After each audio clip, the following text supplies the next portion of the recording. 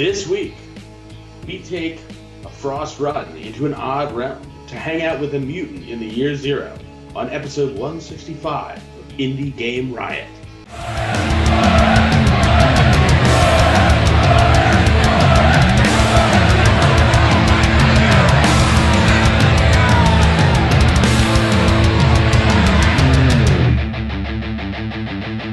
Indie Game Riot!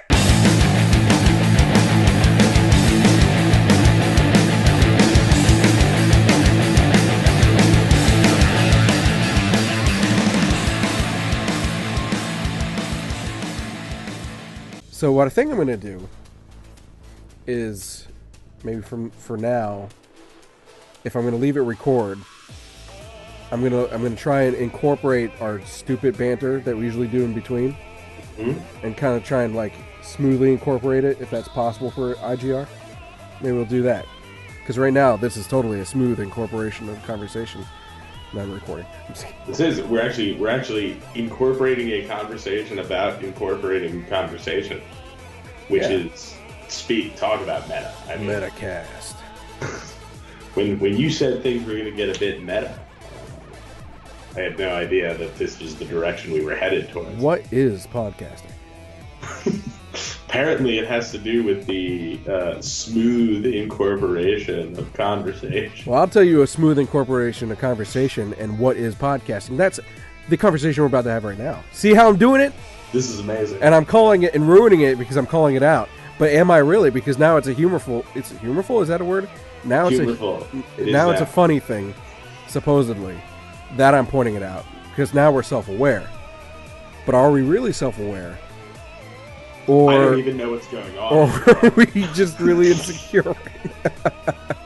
I'm full of shit. Anyway. Not only am I not aware of myself, I'm no longer aware of just about anything. That was impressive. I'm full of shit, but I'm also Josh, and this is Ian. See that? Smooth transition. I'm doing it again. Wow. I don't give a shit anymore. We're back after a while, and my voice is cracking. We're trying a little bit new feel, if you couldn't tell, from the previous conversation on conversations, that we're just going to try and keep this smooth. And I think the thing is, if I do this, if we're keeping it smooth for the podcast, I might have to cut out the stupid, shitty bumpers I put in, the motion, those moving pictures that I put in between segments. I can't think of words either. I'm very tired. Okay. This is going to be a weird episode on top of the clusterfuck. It already is a weird episode. You're welcome. So as I said, I'm Josh and that's Ian. This is a meta episode, unintentionally, but who cares? We're going to try things differently. But first, Ian, how has the past year that we've been gone missing? It hasn't been a year for those. Well, I died, first of all. Sweet. So rest in peace, me. I didn't know I was clairvoyant. Apparently, so Skype is clairvoyant. It's been one of the damn Microsoft, you've been investing. The latest Windows upgrade, the mediums upgrade is. It's like a footnote in their changelog. Clairvoyance has now been added. We're gearing up. So my graduate game design class is gearing up all of our games for the Level Up competition, Level Up Toronto competition, which is sponsored by Ubisoft and Microsoft. So all the softs, and so everybody's really sort of whipped up in that. So that's coming up here in April. So that's dominating basically all of my time. And then I got to do the Global Game Jam a few weeks back, which was my first ever legit game jam. How'd you do it? Where can people play your game jam game? Well, you can play my game jam game at the Global Game Jam website. It is called The Quarantine Kid. However, this brings us to your initial question: how did we do? let me tell you, this game in its completed state would be a world-ending. It would just be like the killer app of the entire universe. My God, what a masterpiece it would be. Your Game Jam game holds the nuke codes. Let me put it this way: feature creep is not a flaw in your production workflow. It is a way of life. Mm-hmm. So we attempted to put together a very ambitious game in which you play. It's like a post-apocalypse Home Alone situation. So like a tower defense? Kind of like a tower defense. So you play actually a lot like a tower defense, I guess. So you play Macaulay Culkin's character, but he's more like Sid from Toy Story, and he creates. You can use household. You're in a house. Your parents are dead because it's the post-apocalypse. You can use corpses as tools in this game. So you use household items and corpses to assemble various booby traps and decoys and stuff. And then these guys in hazmat suits come and attempt to infiltrate and kidnap you. So there's a day-night cycle, right? So during the day, you sort of get your traps ready, and you can buy stuff on Amazon, which will be delivered by drone the following day. Wait. Did you say Amazon or Amazon? I'm sorry, I said Amazon, but it's actually Cramazon, our proprietary spin-off. You missed the zombie pun. Yes, well, so this is not a zombie game, and that is crucial. Oh, well, you said corpses, that's why I assumed. Yes, so the corpses are not reanimated, but they do accumulate throughout the house, and you can use them. You can stack them, because you're a little kid, right? So you're short, but you can stack corpses to reach the kitchen counter, where there's better shit, knives and shit that you can incorporate into your traps. So the version that's on the Global Game Jam website is incomplete, to say the least, and we've been sort of whenever we have free time, we've been working on polishing it up, and we actually hope to release it on itch.io at the end of the summer. So that'll be exciting. So it was a cool experience, but we definitely did not scope our project for 48 hours. We're fortunate that because we're all students together, our team has good chemistry. Good chemistry and unlimited contact beyond the game jam. So we might finish that up.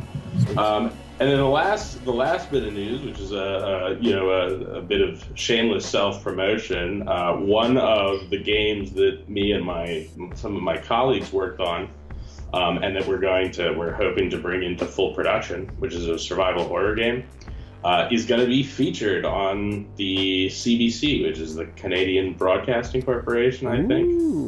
It's like the BBC, but more polite. Precisely, yeah, exactly, and apologetic. It smells so like one of our. Did you say it smells like maple syrup? Yeah. Oh, that's right. You're the Canadian Broadcasting Corporation. Yeah. I thought you meant just in general. I don't know. Yeah, just the world. God, the world smells so much like maple syrup. So, one of our professors is being featured on there, and he has selected this game to show off, which is pretty cool. It's sort of a Resident Evil 7 sort of inspired thing, but we're expanding the design going forward. 3D first person hardcore survival horror game. In Unity or what? In Unreal. Wow, that's a lot of work. Yeah. So so the game that you're working on right now, the main game you're working on, is that based off of one of the games that was chosen from the first semester? Yes. Okay. Yeah. Which one is that? The first person? Yes. So okay. So there are a couple, right? So I'm working on two games for Level Up, and then a larger project for a thesis, and then hopefully full production. So the first-person survival horror game is the latter of those, the one that I'm going to be doing for my thesis and into full production. Part of my thesis is applying for grants to get some money for production. And then the other two are going to compete at level up. So there's like, I think I've talked about this before, there's like, is that the thing with Ubisoft? There's like a versus Ghost and Paranormal Investigator in a haunted house game that we're doing, and then there's like a sort of a first-person point-and-click experience, but with an interesting piece of technology that's like this. You basically control the game with a modified, like what do you call it? Like a spectrometer, like a big old-school like military surplus radar machine. It's a total tech gimmick, but you know, it is what it is. So those are the three projects that I'm working on right now. So yeah, the tech gimmick is called Super Freak. The versus Ghost and Man game is called The Exorcism at Dustbridge Manor. And the survival horror game is called Rebirth. So that's why I'm so busy all the time. Why does that sound familiar? I feel like is that one of your ideas that you had before you went there? It sounds familiar. It is, but it was kind of. There are elements from it, but it's what may have happened is that I may have shared you on documentation for Vigil, which might have been renamed Rebirth, so you may have seen it in your Google Drive because elements from that game are incorporated into this new game. So sweet. Yeah, so anyway, if you wonder why I'm like literally always fucking exhausted. Well, I was going to say that you have the classic like finals college bags under your eyes right now, like the dark circles. Yeah. Always. Well, I just started midterm break. So I got the next week off, so I have a bunch of homework to do, but it's going to be a little slower. So. All right. Sweet. How are you?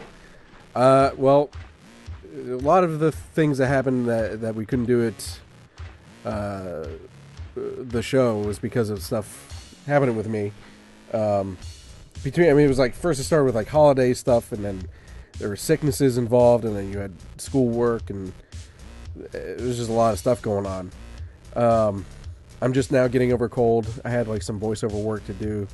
Nice. I did like some e-learning thing for a wine. Well, technically it was for like a business development company type of thing, who was working for a wine company. A wine company, like a vineyard. Yeah, but it was like on the business side of things.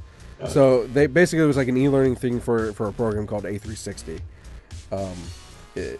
Something to do with accounting. Anyway, it was like training for that. So I did that. I actually still have some more stuff to do because I have some revisions that they want me to do, so I have to go back and do that. So that was fun. Awesome. I can't. It's been a while. I can't really think of a whole lot else other than the fact that it's just life in general, really. But you know what can soothe the burn from life? What's that, Josh?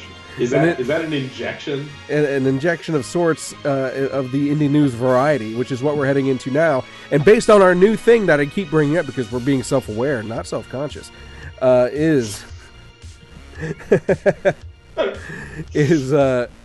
we're going to be skipping the...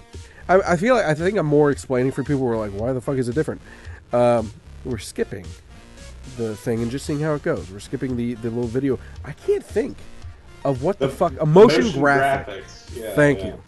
Is what I was trying to think of. We're skipping the motion graphic bumpers, and we're just going right into it. And this week we got a lot because we had a lot of time to cover with a lot of news. I picked out what I thought was the most interesting. I could have missed some stuff, but if you don't want us to miss stuff, you can always send us it in like an email or something. Contact at indiegameriot.com. Look at that plug. I actually went to add something, and I saw that you had already added it, so there you go. What a prick I am. First thing is I want to make you all aware of Indie Revolution Expo. Mentioned this last time. It is still something we're working on. I'm gonna get Prep was working on some stuff like style wise, but I think what we're gonna do is I'm gonna pay. He's usually pretty busy, so I'm gonna pay a company to make the main logo, and then Prep can like theme the overlays and stuff that we use for the expo around that logo.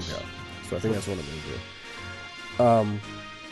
So anyway, if you are a game developer and would like your game to be featured during our 100% free, 100% digital indie game convention hosted here on this Twitch channel, make sure you go to our website, indiegameriot.com, and click on the Indie Revolution Expo tab for more information.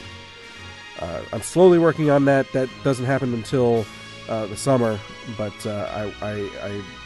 March things really ramp up. Even though I'm working on it slowly now, March is when it really ramps up. And we got there's also a game jam involved. Oh boy! You want to add another game jam to your workload there? Oh man! You can't win because you're part of the staff, but you know. Well, it's not about winning anyway. You can't win Global Game Jam either. Although I personally feel that we did nonetheless. You just go into the forums like, great job everyone, but we're better than you. So that's how you build bridges. Anyway, my poor so body after that experience, man. My poor body. Keep an eye out for that. I'm going to turn down my gain just a little bit because I keep clipping kind of. Anyway, next up is Celeste. It's coming out with some DLC. Did you know that? I did hear about that. Yeah, there's a buddy of mine is a huge Celeste enthusiast, and I frequently troll him by saying, "Well, my friend Josh doesn't really like Celeste." Yeah. Well, I know I like Celeste. It's not as I like the game. It's just not as like game of the year. No, I don't think so. But and we talked about alienating because of difficulty. I think last episode. And this is definitely one of those games. And here they're going to push it farther because in this DLC, first of all, the DLC is free. And it's kind of a celebration of Celeste and the success it's had because they're going to be moving on from Celeste after this DLC is done. Excuse me. I'm still recovering with a little bit of a cough. But anyway, the DLC is going to have some, quote, ultra hard levels. So, yeah. Anyway. The game's anniversary, by the way, was January 25th, so I think it's going to be coming soon. However, there is no official release date for said DLC. Will you be playing Celeste and its DLC? I actually do intend to play it at some point because it sounds interesting to say the least. That being said, I'm not historically a fan of Matt Makes games. It's not that they're bad games by any stretch of the imagination. In fact, watching people who enjoy Towerfall Ascension play Towerfall Ascension is a really thrilling experience, but actually playing it for me is not so much. So I don't know. I want to give them a try, but they might not be up my alley. Cut to 2040. Cut to 2042, the year. When cyborgs have taken over the Earth and Ian will be in his rocking chair finally playing Celeste and still bitching about it. And you say I'm the one that doesn't like it. Anyway, I think you're just projecting. Possible. So yeah, just want to make everyone aware of that, especially because I know there are a lot of fans of Celeste, so look forward to that. Something else I don't know if you should look forward to it, but it's news, is that Paradox Interactive, borderline indie, borderline triple double A, what you call it. Publishing company has bought Prison Architect from Introversion Software? Is that the dev company? I forget. But anyway, they bought Prison Architect with there it is. I'm trying to see how much it was because I accidentally had it closed. Now I don't remember. But those of you who don't know, Paradox Interactive, they publish a lot of these like sim management type of games, city builders sort of things. They're Hearts of Iron, right? Yes. I'm not 100% sure because I don't play that game. I know the game, but I don't play it. Yeah. But I would say Crusader Kings, City Skylines, by the way, they do a lot of the like 4X games, like Stellaris. I think they publish. I think they publish Tropico. Oh yeah. I think. So it's a lot of strategy and sim games, I guess. Yeah. And of course they did Pillars of Eternity as well, the first one. I don't think they published the second one, but they did the first Pillars. Well, they published it. Obsidian did it, developed it. Obviously, they published it. They put it out, yeah. Huh. Anyway, are you sure? I am 99.9% sure that they did publish Pillars of Eternity. I don't know. Why would it was weird? Why would we prolific journalists check our sources? Yeah, so let's see. Yeah, publishers Paradox Interactive. All right. Indeed, yeah. Well, there you go. It's a weird match, though. I know why you hesitate. Yeah, it is weird. But they are adding another sim management type of game to their repertoire, a very good one at that. So I don't blame them. I wonder what they're going to do with the future of the game, though. Like, why buy it so late into its cycle, into its life cycle? Because I mean, it's been out for 2 years.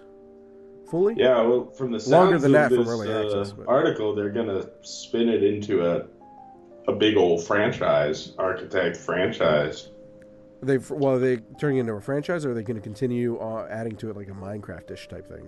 Well, I don't know. It says exploring new architect games, so that sort of implies that you might see like bathroom architect or. Well, I mean, there's already kind of restaurant architect. There's a whole genre of these types of things, and as a matter of fact, there's a lot of clones of Prison Architect, I would say, and some of them are actually good clones. But I mean, like we covered one a while back. You weren't here yet, but it was called Another Brick in the Mall. It's basically a mall. I mean, it's essentially a tycoon game. It's cute. You know what I mean? Yeah. So that was like a mall tycoon. This is a prison tycoon.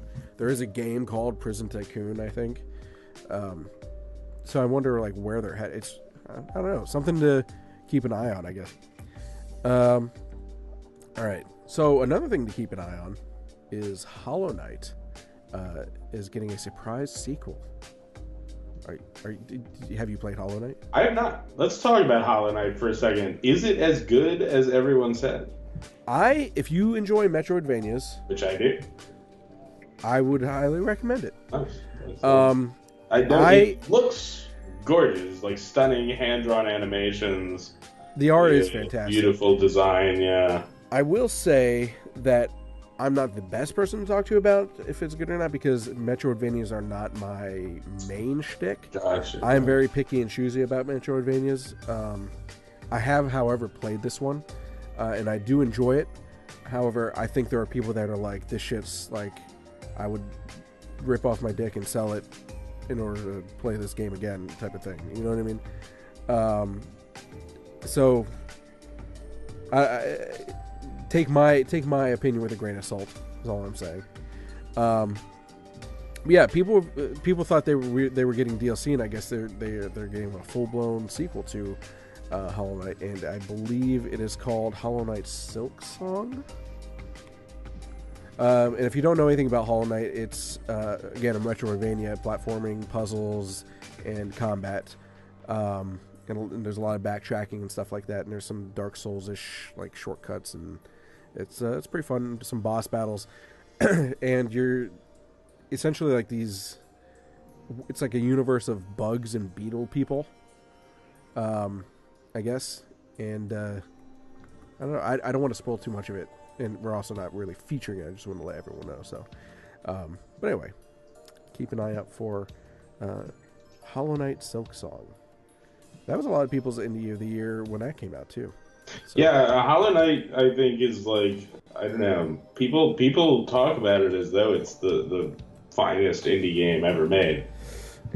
I could imagine it, because we always talk about Indie Game Hall of Fame. I could imagine it making its way in there at some point. We'll see. Interesting. I don't know. We'll see. So, here's something I think you'll be really interested in.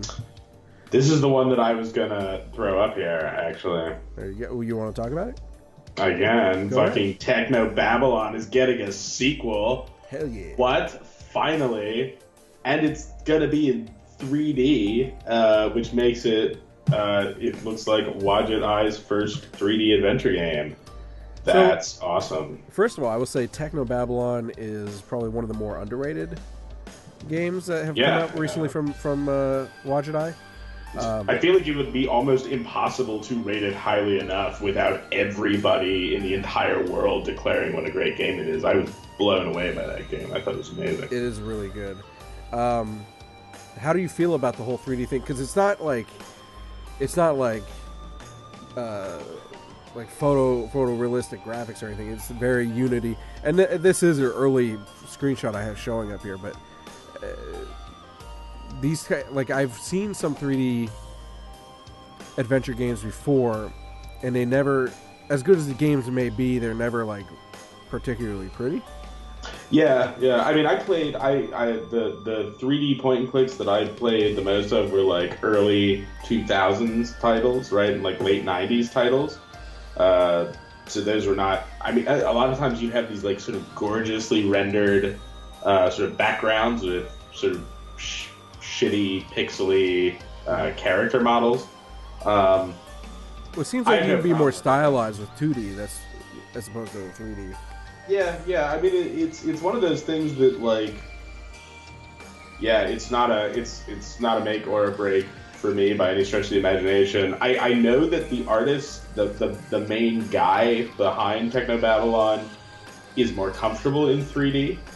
That he designed all of the Techno Babylon environments in 3D, and then Ben Chandler traced over them with pixel art. So my assumption is that he is probably doing all of the art himself this time around, which is cool.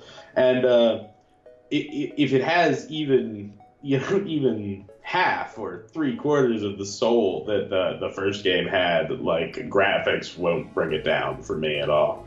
Well, I'm cautiously optimistic because I don't know. It's hard because you only have a few screenshots to judge from. But with the 3D world, I feel like there's more pressure to fill it up. And you can't necessarily do that on an adventure game's budget. Yeah. If that makes sense.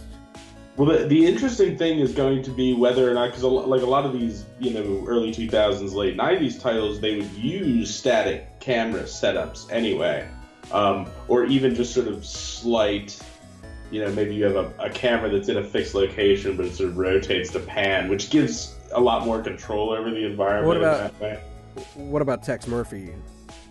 That's like a first. Oh yeah, well, so that's a whole other thing. I mean, Tex Murphy was also like light years ahead of its time. I think when like Under a Killing Moon came out, and it was like full 3D environments with arrow key control and all of that shit. Like, I feel like it was a while before anything even approximating that would become normal. And I say a while, even though all of this stuff happened in the span of like 25 years. This is not actually that long. The ancient Romans were blown away. But like another example that I would give is like the Broken Sword series had a couple of titles in the middle of the series that were 3D, and the 3D was not great, nor was the 3D based gameplay particularly fantastic, but they were still solid adventure games. So I don't know. I feel like these graphics would have to be pretty atrocious for me to not dig on them, and like you say, it's so early yet. It's hard to imagine that any of these scenes have had a huge amount of set dressing. Do you think that they're doing this because it's easier for that one person to do all the art, or like what do you think the reasoning behind this moving to 3D is? Outside of like some. I can never think of the word, but outside of just making it like ooh, look, 3D. Yeah. I mean, I can't honestly say. I mean, it's still Wadjet Eye, and as far as I know, Ben Chandler is still a full-time artist over there. So I assume they could have, given him this project if they had wanted to. Although the other thing that I know from sort of reading interviews about it is that even though the Techno Babylon guy, whose name is escaping me at the moment, is affiliated with Wadjet Eye, he's also very much his own guy. No. The actual dev of Techno Babylon. He's also very much his own thing, and apparently a bit reclusive, so who knows? He may have his own reasons for wanting to do it in 3D. Fair enough. He's a hell of a writer, though, and I do think that can carry it no matter what. Also, it's a tough call, the adventure genre, because like you say, sometimes filling those environments is really important. But there's something to be said, too, for a well-presented, very clean, 3D approach, as long as you are contextualizing it well. So, yeah, we'll see. As long as it's done well. Yeah. Well, speaking of 3D worlds, Subnautica, a beautiful 3D world, has officially launched their sequel. I guess you would call it a sequel, really, because it's a standalone. Subnautica Below Zero. Basically, this, from what we know of it, because it's still in very early access for this game, Subnautica Below Zero is taking place on the same planet as the first Subnautica, but it's a year later, where the company that's the player, or the character from the first game, worked for when he crashed, has basically set up shop on the planet and researching and doing all this stuff. And this one takes place in a different part of the planet, in a polar type of area. There's a lot of ice and coldness. Spoilers real quick for the first Subnautica, if you care. Do you care, Ian?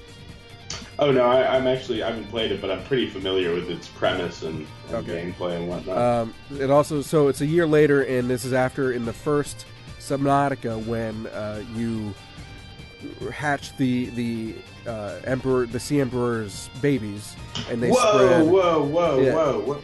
And they spread the enzyme that cures the sickness that was happening on the planet, and so our life has basically expanded and exponentially all over and it's thriving everywhere. And of course, in this new biome, or actually this new setting with multiple new biomes, I should say, there's new animals to be had. So some things that we've seen are these, I forget what they call them, but they're essentially penguins, but their mouths are on top of their heads, and they have teeth. So it's puffin, penguins with puffin mouths on top of their heads. There's whole fish in the first one, but there's giant ones in here, and somehow, I don't know how, but somehow you can go up to them and take air from them while you're underwater, so you can breathe. Honestly, sounds kind of gross, but there it is. I did see that there's these cool looking whales that you can come across. They're kind of currently in an underdeveloped area for the game, because again, early access, but you can see them. There's really, you can play, if you buy it and play it now, you're only going to get a very small chunk of the story, because at certain points it's sorry, anything from past this point is very broken and you're not going to be able to finish it, just so you know.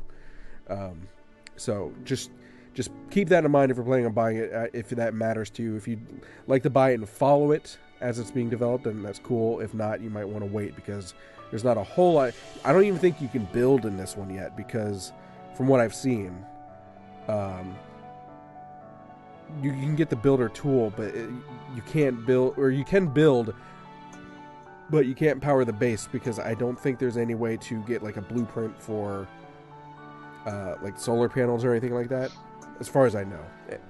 But anyway, so I'm excited about that. I really like Subnautica. I used to want to be a marine biologist, so when I saw this game, the first game, I was like, holy shit, I know this isn't real, but this is that feeling for me of going down and seeing all these crazy ass sea animals. That's awesome. You should play it. Is it scary? Because my friend at school says that he became very, very afraid while playing it. But I suspect that he's a bit of a wimp. Well, it's a type of fear. Like, there's been articles written on how Subnautica does this thing, and you could technically call it a horror game, but it's not so much horror as it is terror. Because you're in the first game anyway. This game you're not really isolated. You have people to talk to, and there's actually voice acting in this one, whereas the other one, the only voice acting was like audio logs. But anyway, in the first one, you're isolated because you're stranded on this planet. Not only are you isolated, but eventually you're fighting off the sickness, so you're gonna die from that. There's these creepy like alien things around, so there's like a mysteriousness involved, and on top of that, you're in this big wide expanse sometimes, and there's things that are like 20 times the size of you, just floating down underneath you, swimming around, and at any moment they could just come up from the darkness and eat you. That kind of fear, you know what I mean? Right. And you do eventually come face to face with these things because it forces you, through these areas to progress through the game. Right. In that way, it is scary. And I know some people have like just a general fear of the ocean, just because of for that reason, just things under the water, So there's that. Maybe he has like a phobia or something. I don't know. Possibly, yeah. But anyway, I'm very excited to see more of the world of Subnautica because it's very beautiful. All right. I think this is the last thing. Let me check. Yes, last bit of news. Are you a fan of Zachtronics? I actually have no fucking idea what this is. You don't know who Zachtronics is? I don't think so. He created a lot of the, like, not Factorio, but like Factorio. The hell was it? Now I'm fucking can't think of anything. Hold on. I gotta look. Shit. Fuck. Hold on. I'm gonna Google it real quick because I can't think of the names of the games. Zachtronics. He created, dumbass. Opus Magnum. You remember that game? Oh, yeah. This is that game that Steam is always recommending to me. Yeah. Infinifactory, he created.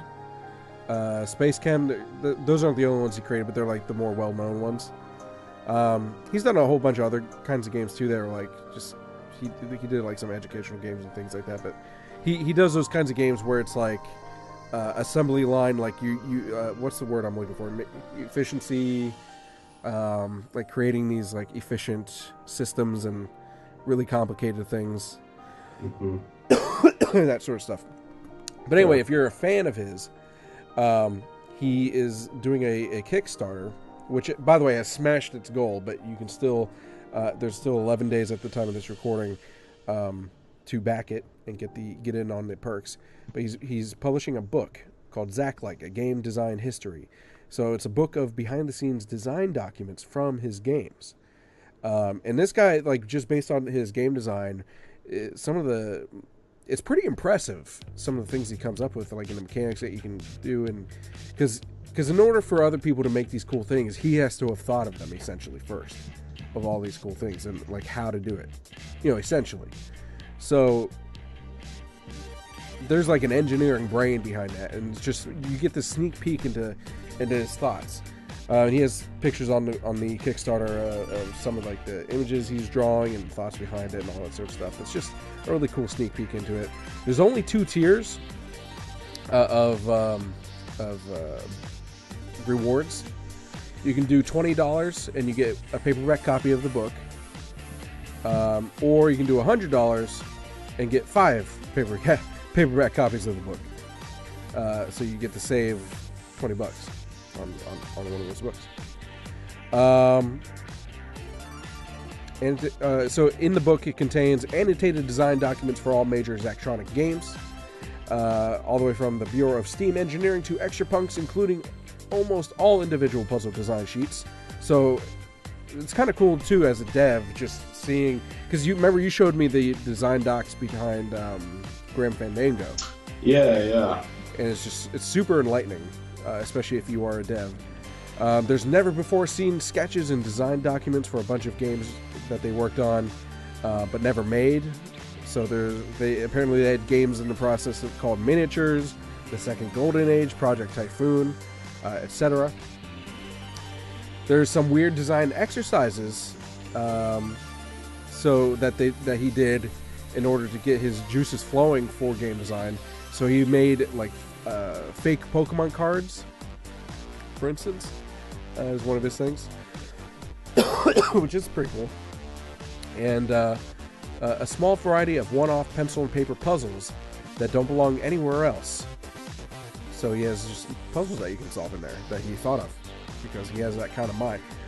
People who create puzzles I don't know, it's always impressive to me.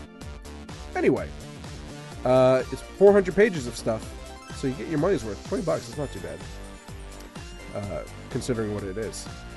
And will you be backing this, sir? Absolutely not. Yeah. I don't know. I'm a starving grad student right now. I got to prioritize. Well, he only had $5,000 goal. He's already up to $46,293. I think he's doing all right, honestly. Yeah. Yeah, but like I said, if you want this book, you should go put $20 in, or $100 if you want fun. I should probably play some of his games first. They're fun. They're fun, especially if you're into that whole sort of thing. All right. That said, that is in fact the end of Indie News Injection, but this is a brand new way of doing things, isn't it? So we're just going to start the riot immediately. We're going to start the riot immediately. In the meantime, since we're doing away with the bumpers and just trying to test that out, I'd like to say hi to the people in the live chat. And for those of you watching the recorded version of this, you can always join the live chat when we do our shows on Sundays at 9:30 p.m. here on Twitch. Links in the description if you're watching the recorded version.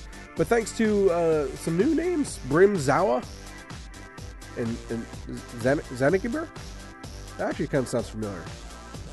I don't know. I'm having a hard time thinking today. So I apologize if you've been here before and I'm just not recognizing that fact. I promise it's not you, it's me. But, speaking of us, we're going to go on to, why is your camera gone? What? Why is your camera gone? I don't know. Hold on. It's being weird. He was here just a minute ago. Is it gone on Twitch? Oh. Look at this. Live. Now we're gone. Now we're both gone, I think. Live tech issues. See, there's... I see Mutant Year Zero Road to Eden on the screen, but then it's just black. It's just, there's nothing there. There we go. I got it. Look at that. On the fly changes. Anyway, this is Starting the Riot, and this week we're talking about Mutant Year Zero Road to Eden by the Bearded Ladies. So, remember I've talked to you about the idea I had of a turn-based XCOM-ish type of game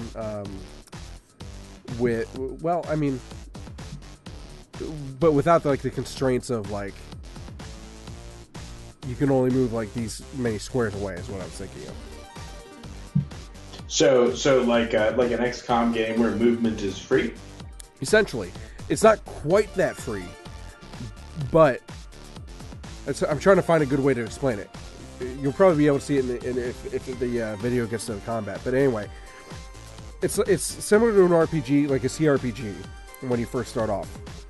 You play these mutants. Animals have been mutated into the sentient, just intelligent, essentially taking the place of people. People are like the ancients that they have left a whole bunch of trash behind in all these ruins, and they talk about it in this lore. It's a pretty good story. And you're wandering around, going from objective to objective, exploring the environment, that sort of stuff, and it's really nice looking. But however, when you get into combat, that's when it starts to turn into like an XCOM, and it's still not quite as restrictive as XCOM is, because it's not like you can only move in these squares, but there is still a like, this guy can only move this much distance away from where he's starting, that sort of thing. Right. So it'll like have a line like you can, travel here, but it's not in like these hexagonal or square patterns. You can move basically anywhere you want. It's just restricted in the sense of like, statistics, numbers. Interesting. And of course you have different classes. So like the duck character that you start off with is like almost like a rogue, and he's kind of stealthy and shoots from far away. And the boar is a little bit tanky and comes up with a shotgun and has to get close, sort of thing. Excuse me with the cough.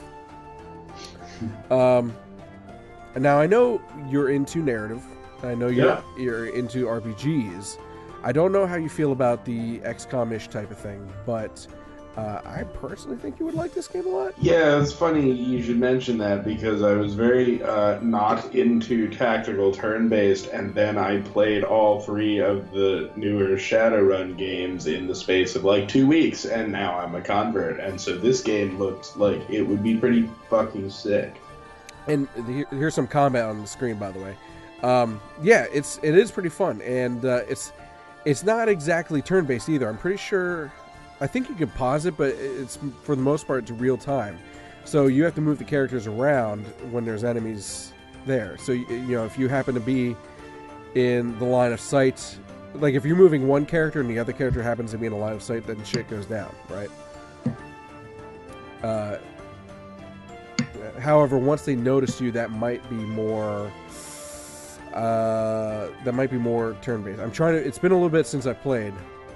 It looks really great to me, and I think you'll appreciate the lore. I've seen a few videos from this game as well, and it really does seem like it'd be right up my alley.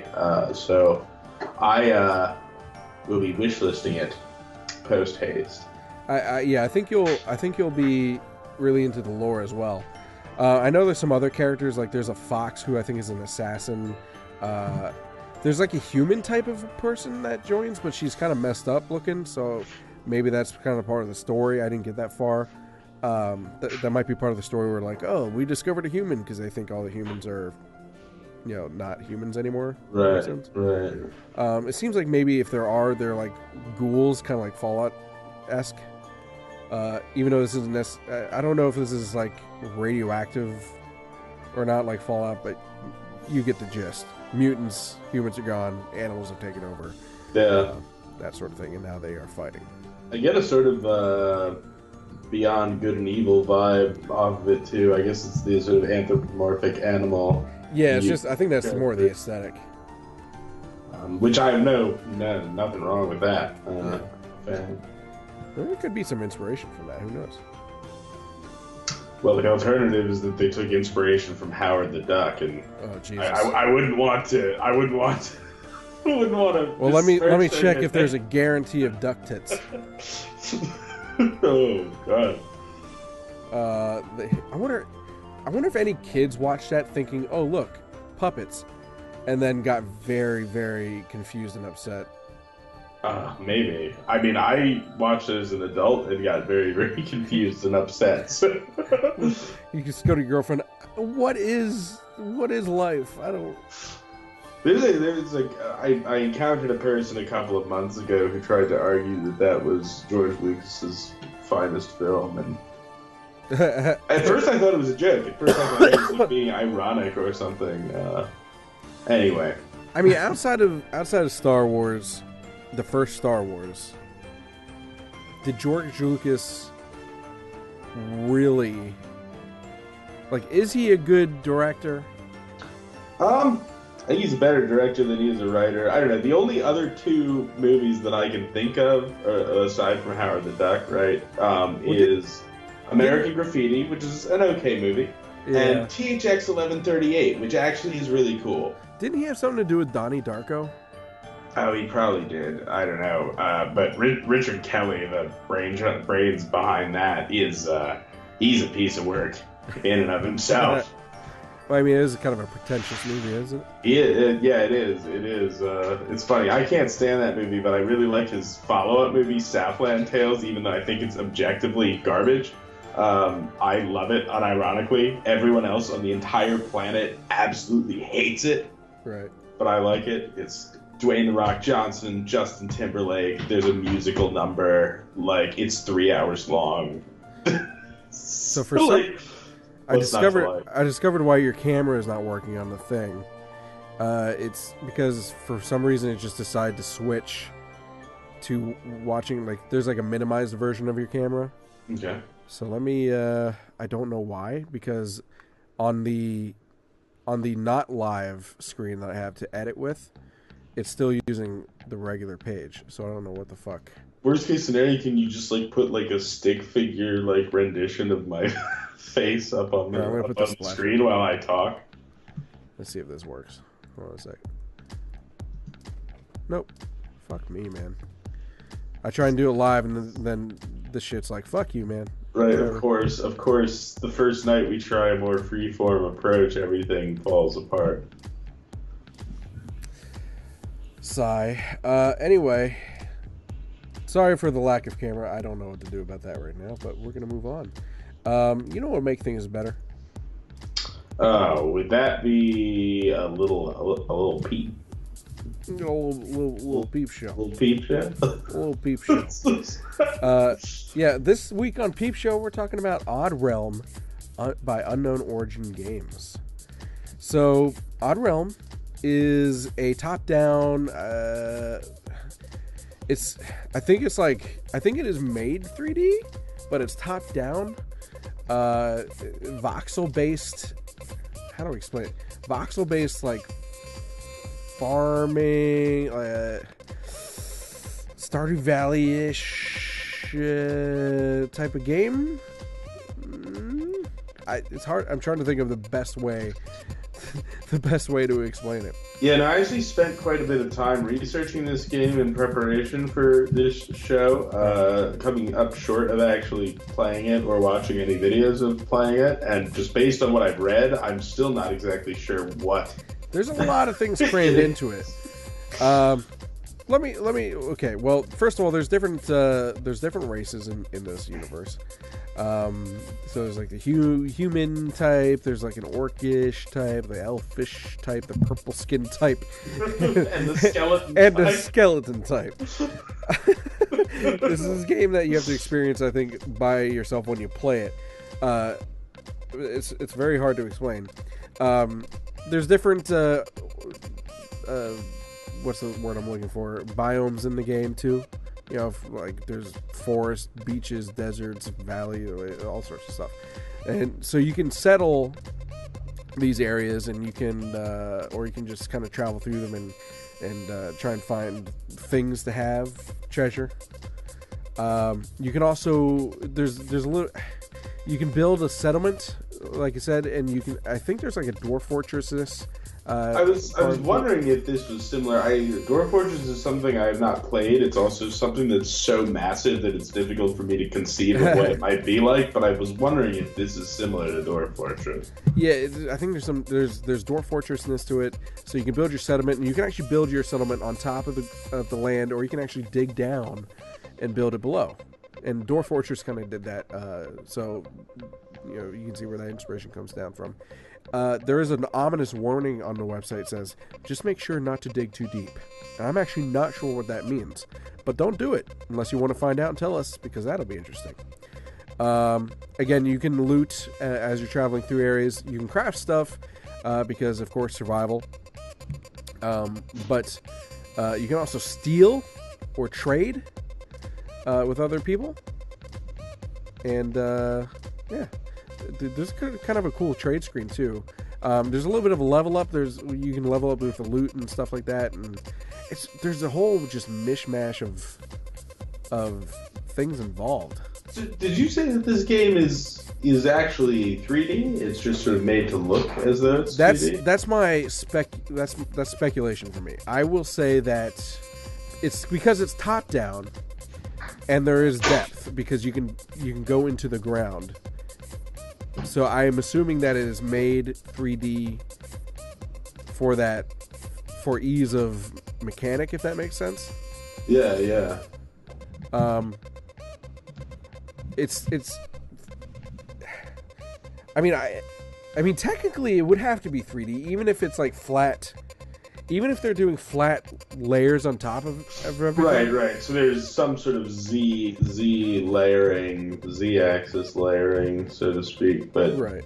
The reason I ask is because it is really interesting that you can look at it and you can see how you have these sort of topological, structures that sort of disappear into like a distance fog as they get, I guess, further down. So I was curious if that was genuinely 3D or if it was faked somehow. So here's a game that I think it would be best compared to is RimWorld. And actually, it's on my list based on your recommendation. So actually, so how they describe it is, Odd Realm is a sandbox settlement game set in a procedural fantasy world, and is inspired by games such as Dwarf Fortress and RimWorld. And like the Stardew Valley-ish part of it too comes from like the farming, but then I forgot that RimWorld does that. So RimWorld is really the best. I think probably the best comparison. Now that I'm thinking about that. So the reason I added it is because I really love RimWorld and games like that, and I see this. I see that in this. It's cool that there's a depth to the environment, I think, because RimWorld doesn't have that. Dwarf Fortress is very much like that, but again, Dwarf Fortress is Dwarf Fortress. It's like the base of all these kinds of games, right? I don't know. And the aesthetic is kind of cool. It's voxel. It's kind of voxel, but it's, it's not Minecraft. It's not another survival game like Minecraft. So I mean, who cares, right? True enough. Sure. So yeah, again, Odd Realm by Unknown Origin Games. Go check it out right now in early access. And I really, much like RimWorld, early access. I just really enjoy how these games are developed through early access. They work the best with early access, in my opinion, which is all the added features and stuff like that. You look like you're about to pass out. I'm sorry, I have my eye is like itching all of a sudden. Oh, I thought you were rubbing your eye like a toddler. No, it's been sporadic since a couple of days ago. I'll just get these like spells of my eye just like itching and watering. Sorry. I don't think anybody else can even see that this is happening. So thanks for blowing my cover, man. You're welcome. I'm just trying to scratch my eye like an ordinary decent person. Here, I'm gonna see if I can fix this camera real quick. Hold on a second. Yeah. Done. Transition. Hey, I got it. Fuck you, Streamlabs OBS. I'm better than you. That said, you know what? I'm not better than. Is that literally anything that is free? Free stuff, and in particular, free games. We're talking about a game called Frost Runner. My voice is starting to go a little bit. I apologize. Yeah, Frost Runner is what we're going with. Hold on a second. Told you this would be a clusterfuck. This shit's great. The key word is shit. This is free-form broadcasting at its finest. Fuck it, we'll do it live. Thank you. I'm glad to have that Foley right there. So Frost Runner is free on Steam, and is made by Think Arcade. It's a first-person platformer. Kind of reminds me of A Story of My Uncle. Hopefully not as fucking enraging as that game. You weren't around for that, I don't think. I played No. Well, I played it. I forget when I played it, but I was fucking flipping out, man. There was a particular part where I think I know which one. Is it the one where she like challenges you to be able to do it in a certain number of swings, and then she makes fun of you if you don't do it? no, it was just one of those things where like I was trying to get from point A to point B, and it was not letting me. Yeah. However, unlike Story About My Uncle, that was not necessarily timed unless you wanted it to be. This is more like that with like Cluster Truck, I would say, where you're constantly moving forward. It is a running game, and just trying to get from point A to point B as fast as you can. It's basically like parkour sim, right? Yeah, I think so. It's hard to tell. Like, I mean, it looks more like, when I think of parkour sim, I think of like Mirror's Edge. But this actually looks more like almost a direct clone of A Story About My Uncle, because it has this like whip, the sort of gravity whip mechanic there. You like. Yeah, well, that's Spider-Man it. That's the one thing that made me think of that. But again, Story About My Uncle is a lot more narrative, and you can take your time to figure out how to do shit. And it's puzzle based. This is not puzzle based necessarily. It's more skill. It's action skill based. Yeah. Interesting. I don't know if I like, because I did actually. I enjoyed A Story About My Uncle. There are legitimate complaints about its jank, but I thought overall it was a pretty cool experience. I enjoyed it when it wasn't dicking me over. Just put it that way.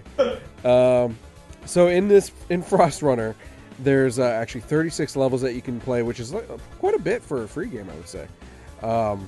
And there is a scoreboard or a leaderboard, I should say, so you can try and claim your title as the best Frost Runner. Will you play this in your free time? I might. I actually might pick it up because I don't know. I'm generally pretty terrible at stuff like this, but I don't know. Also, lately I've been playing. This is gonna blow your mind, but I've been playing a lot of Star Wars Episode 1 Racer. Yeah. So maybe I'm in a time trial sort of mood. Maybe now is the time to try this. Oh yeah, do it. It's free. I mean, it's free. Like, it's worth a shot, right? Exactly. Always worth a shot. So go check it out and contact. I mean, there's no like donations allowed on Steam, from what I know, but contact them and let them know that they're cool and thanks for making a cool free game, and tell them that Indie Game Riot sent you. We get a cut of their freeness. Dude, we do indeed. You know what else we get a cut of? Your financial assistance when you send us money through Patreon or donations or Twitch subscriptions. This is actually stupidly elegant. You know what else we get a cut of? Your paycheck. I want that on my epitaph. Stupidly elegant. So yeah, if you want to help us that way, go to patreon.com/IndieGameRiot, or of course you can like subscribe or send us bits on Twitch. We really appreciate it. Helps keep the lights on for the website, and pay for things like when I make that logo for IRX, that'll probably come out of that. And other ways that you can help us, I mentioned it earlier, is if you want us to cover certain news pieces, you think it's interesting for indie games, contact at indiegameriot.com. You can email us, or you can shout at us on Twitter at IGR Podcast. And also, we have a Discord where you can chat with us live. I'm almost always logged in. I mean, even on my phone.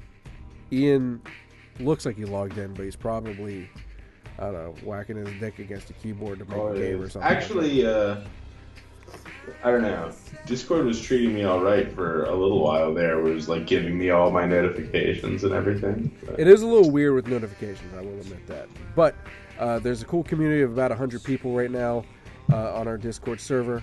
A lot of devs if you're into talking to devs. Not all devs, but a lot of them. And we'd like to see you on there. Anything else you'd like to say? No, not at the moment. No, fuck these people. Community of 100 jackasses, more like it. Send your hate mail to Ian at IndieGameRiot.com.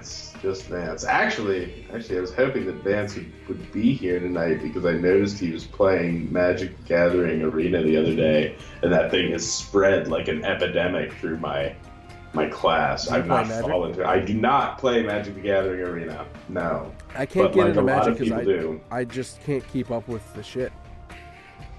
I mean, same thing happened to Hearthstone. It's like constant things changing. I can't keep up with it. What'd you throw? Dropped my mouse. What a dick. Well, do the goodbye. Goodbye. Farewell. Alvida Parting is sweet sorrow, but also pretty cool because I'm gonna go do my homework and then play Star Wars Episode 1 Racer, and that's gonna be amazing. I'm not sure if I'm going to be able to play anything or not because of how late it is, but I'd like to. We'll maybe you should. Maybe you should give money to Zachtronics. Maybe I should. You jerk. The next time Opus Magnum is on sale, I'll pick it up because it's always recommended to me. But then I look at it and I'm like, this looks like something that would be included on Microsoft games default stuff. But I think it's a little more complicated than that. But it must be. It has overwhelmingly positive reviews. It's just we'll see. Well, again, send your hate mail to this fucking jerk at Ian at IndieGameRiot.com, and we'll see you next week, hopefully. I'm hesitant to say that we'll see you next Sunday because of how inconsistent we've been lately. We'll see. We'll try. But that's the plan. So, next week. Love y'all. Toodles.